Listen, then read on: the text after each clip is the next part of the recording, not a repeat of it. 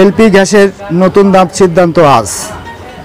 চলতি সেপ্টেম্বর মাসের জন্য তরলকৃত পেট্রোলিয়াম গ্যাস এলপিজি নতুন দামে ঘোষণা করা হবে আজ সোমবার।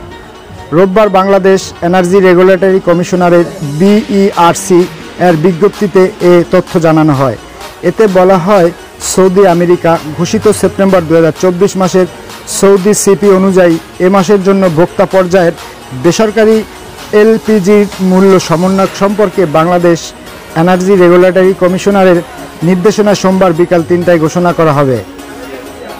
এর আগে গত আগস্ট ভোক্তা পর্যায়ের আগস্ট মাসের জন্য 12 কেজি এলপিজি সিলিন্ডারের দাম জুলাই মাসের তুলনায় 11 টাকা বাড়িয়ে 1337 টাকা নির্ধারণ করা হয়। এর আগের মাসে দাম বাড়ানো হয়েছিল 3 টাকা। শেষ সময় 12 কেজি সিলিন্ডারের দাম নির্ধারণ করা হয় 1336 টাকা।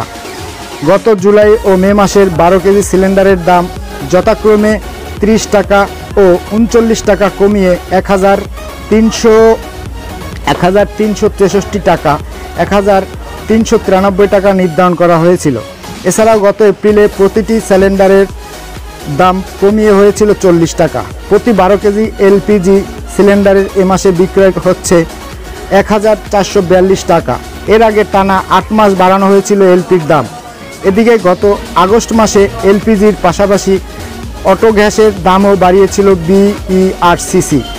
আগস্টে অটো গ্যাসের দাম জুলাইয়ের তুলনায় মূসক সহ 51 পয়সা বাড়িয়ে নির্ধারণ করা হয়েছিল 63 টাকা 21 পয়সা। আর জুলাইতে অটো গ্যাসের দাম জুনের তুলনায় মূসক সহ 17 পয়সা বাড়িয়ে নির্ধারণ করা হয়েছিল 62 টাকা 70 পয়সা।